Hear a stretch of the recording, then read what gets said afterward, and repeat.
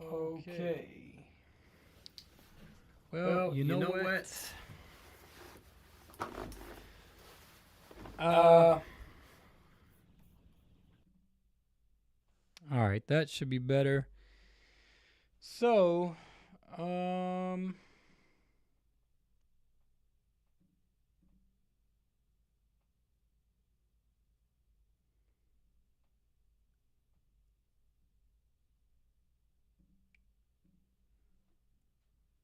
well,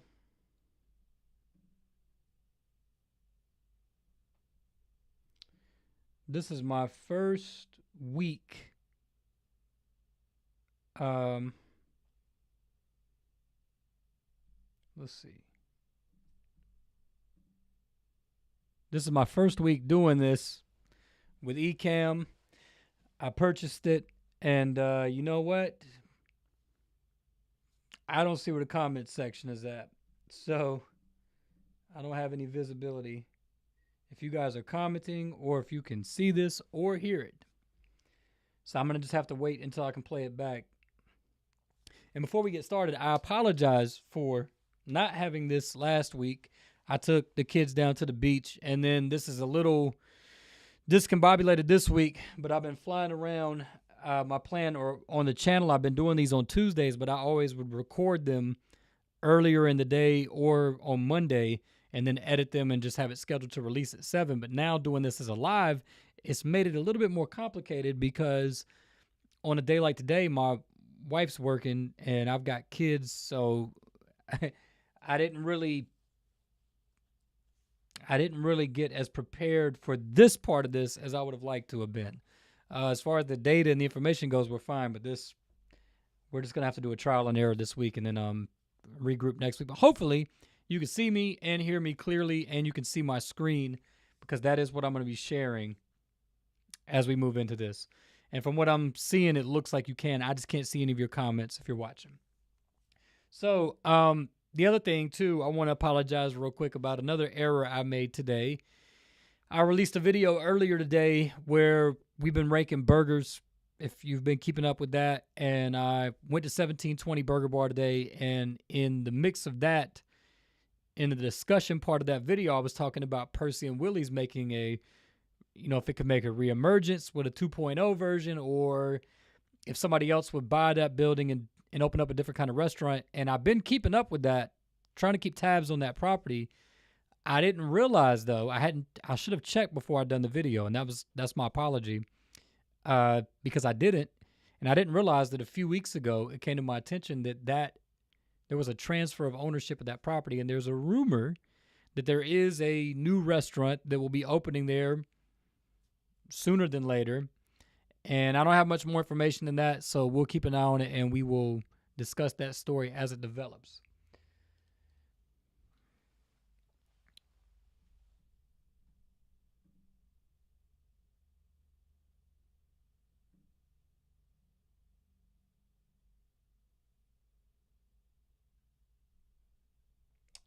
All right. Not sure what to make of this. So we're just going to do it. I'm going to hope and assume that you can see and hear. And you know what? If you can't, then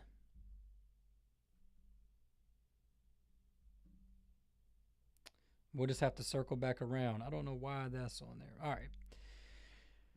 All right, so this is this week's housing market report for Florence, South Carolina for the week of July 23rd, 2024. I am your host, Sammy Fryer, licensed realtor in the state of South Carolina, and hopefully this is working. So let's just go through this here.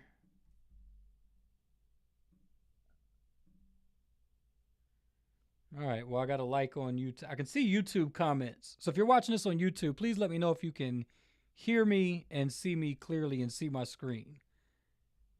That would be very helpful because I can't see Facebook comments. So I apparently don't have that synced up correctly yet. I'm gonna take that thumbs up as an indication that we're good though. So first thing that I want to mention is median list prices are kind of bounced around over the last few weeks, but overall, you can see where there's been a pretty sharp increase in median list prices going back to the beginning of March. That's not anything new. We've been talking about that since then. But the things that I always like to point out is the price per square foot. And look, since we're doing these live on Facebook now, a lot of you are watching this as a new audience, and I've said it many times on the YouTube channel, but I can send you these market reports for free. You can search any market, any zip code, any city in the United States. You can receive these. They update weekly. If you look at this, the dotted lines are weekly information that updates at the end of every week. And then the solid line is a 90-day average of that data. So this is fresh data that's constantly updating on a 7-day rotation. If you want to receive these reports for free, just leave me a comment or send me a direct message. Give me your email address, and I will get you on the list. These will come to you. They don't cost anything. They're never going to cost anything, at least not for me. So, again, the 7-day line is a 7-day average. Each dash is a week. And the 90-day average is an average of that weekly data that's refreshing on that weekly basis. For the sake of continuity, let's just look at the 90-day average. Thing I like to talk about the most is price per square foot. That's really what determines how much you pay for a home. And as you can see, we're up $4 on average from where we were this time last year, which may not seem like a lot until you start mapping that out with homes that are 2 and 3 and 4,000 square feet. And that number's been climbing since mid-April, and it's still going up. So let's keep on going through here. The average days on market is still declining, even as of this week. Now we're in mid-July. Properties with a price decrease is also still on a pretty sharp decline, getting back down to what's the normal anticipated national average, which would be 30%. So we're getting much closer to that. And inventory is climbing. As you can see here, we are now at a higher inventory level, pretty significant amount, I would say, than where we were this time last year. One last thing I wanted to point out before we just kind of talk about what some of this means is go back to the price per square foot. If you sign up to receive these reports or if you just watch these weekly, what we talk about a lot is make sure that you segment the market. And what that means is any housing market is broken into segments, pricing segments. Whether you're a buyer or a seller, this is relevant. And so the way that this is broken up into quarters for our market in Florence they call it the bottom 90-day market segment is right here at about $170,000 up to $260,000, $340,000, $579,000 and up. And then that's everything in between, of course, in each segment. So for the sake of just keeping it simple, you could say $200,000 and below would be the bottom 90-day. $200,000 to $325,000 would be the lower 90-day, this yellow bar, and then so on and so forth. And if you segment the market, that's important because you can look at the data holistically, but then when you break it down in accordance with your price point or where you are as either a buyer or a seller. So if you were a buyer, to make it practical, what's the amount of your pre-approval? If it's $225,000, then you want to focus on this yellow bar. So you can actually take these off, and this is what you want to look at. It's going to tell a much truer story to your situation. Now, it just so happens in this case that the lower 90-day is almost spot on with the entirety of Florence, but that wouldn't be the case if you were in the bottom 90-day. Significantly lower price and price per square foot. Likewise, in the upper or in the top or upper 90-day, both of those are in the 150s, and you can see there. So that would be a different story. All right, so just segmenting the market, I just wanted to point that out, that each market segment is still seeing this increase in house prices. That's really the bottom line. House prices are up, and the average days on market is down. Properties that are experiencing a price decrease are also still decreasing, and inventory is climbing. So what does all that mean? That means that our market right now in Florence is strengthening and looking pretty healthy. There's this market action index. If you look right here, this is a proprietary formula that they've put together. that's actually pretty helpful. But it takes all this data and tells you what kind of market that we're in. And you see that this says that we're in a strong seller's market. And that's what we're seeing for the most part is sellers do have the advantage in the marketplace right now. Uh, you could use the word strong if you want to, but they definitely do have the advantage in the market we're in currently. Now, what I wanted to really point out is that typically after the July the 4th, after Independence Day, the strength in this market in terms of home prices and the ability to get the best return on your home and expect to be able to see it sit on the market the least amount of time, which I didn't really focus on that, but our average days on market, let's just go for the whole of Florence. It should be in the 50s. No, it's not. 74. What segment was that I was looking at? Okay. Yeah, so going back to that same price point would be around 50 if you were in that $225,000 range, excuse me. But as a whole, about 70 days on the market. So average days on market is on the decline. If you look at the cyclical nature of this, you can see that that will go up as we get into moving towards really October and then into the holiday season. The point being that we're still in that window that if you're looking to sell your home, it's a really high time to get it on the market if you want to sell in 2024 and get the highest return for your home and see it sit on the market the least amount of time. Of course, if it's priced correctly. So I just want to point that out. And likewise, this is helpful information for if you are a buyer. I had a buyer that I'm working with ask me a couple of days ago. She said, this particular house, she said, that price is so much higher than it was a couple of years ago. And is that right? Well, the answer is yes, because home prices are up. So if you go back to March of 2022, you look at the average price per square foot is $131. So you're talking about $16 per square foot less than where we are on average right now. And it's just the way that it is. So it's just helpful to understand this data and, if you're going into the marketplace so that you don't have to feel like maybe you're being taken advantage of or anything like that. I think that these statistics, this data is very helpful to look at to paint the picture in great detail so that people can understand what they're entering into. It doesn't have to be that complex.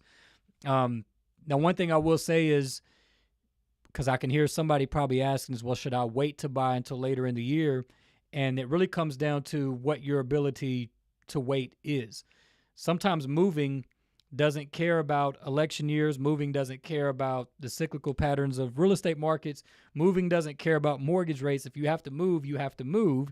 And that really is up to you. Now, if you were in a position to be able to wait until later in the year, theoretically, you should be able to find more favorable opportunities in terms of pricing.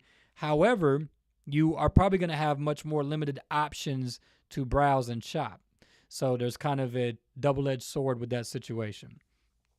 The bottom line is right now, it is a bit of a seller's advantage in our local market. Every market looks a little bit different. Markets across the country are not identical. And our market compared to some others in the country, even right now, is actually doing pretty well. And to put that to the test, sign up for these reports and just play around with it. Get them in your inbox and then look at different cities in the country. Look at Miami, go up to the Midwest, Indiana, Texas, go out west, look at Oregon. You can kind of move around the country and see that. Florence is actually doing pretty well. And so it's something we've been talking about a lot on the YouTube channel. The housing market is improving, but also just industry, business, restaurants. There's a lot of things to be excited about in Florence.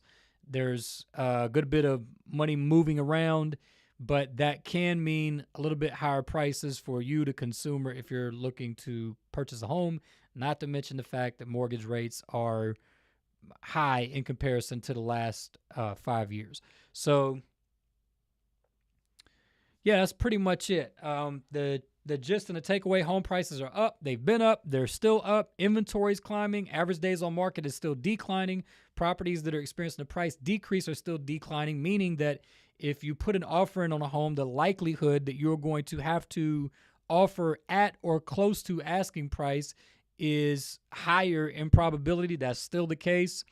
And things are still looking up for now. The closer that we get to October, the window will start to close. Right now, the way that I would say it is that the window of all this opportunity that we're talking about, particularly for you sellers, is still open and is stable. The window's just sitting there. At some point, because we are on the backside of July 4th now, at some point that window is going to start to slowly close. And you're going to see some of these key metrics that we look at every week when we do this is these same ones for the most part. Sometimes we interchange a couple. You're going to see them start to shift in a more negative aspect, meaning median list prices will come down, average days on market will go up, that kind of thing. But right now the window is stable. So if you want to list, if you need to sell, if you'd like to sell because you don't know what's going to happen next year, it's election year. Nobody knows. There's all kind of stuff going on at the highest levels in the United States, right? And anybody that's out there on the internet telling you that they can predict exactly what's going to happen, they can make educated guesses, but nobody really knows. And the example I would say is how many people are going to raise their hand and say in terms of the real estate market, they predicted COVID. Nobody's going to raise their hands because they didn't. And if they did, they would incriminate themselves. So I would just say that my computer battery is about to die. And if you need to sell, if you feel like it's the right time for you, then certainly reach out to me. I'd be happy to give you a free home valuation, a complimentary home valuation on your property. And we could talk a little bit about that. But regardless, you definitely want to consider this data at the bare minimum. So again, if you want to receive these reports, they're free. I'd be happy to put you on the list. They'll come to you automatically.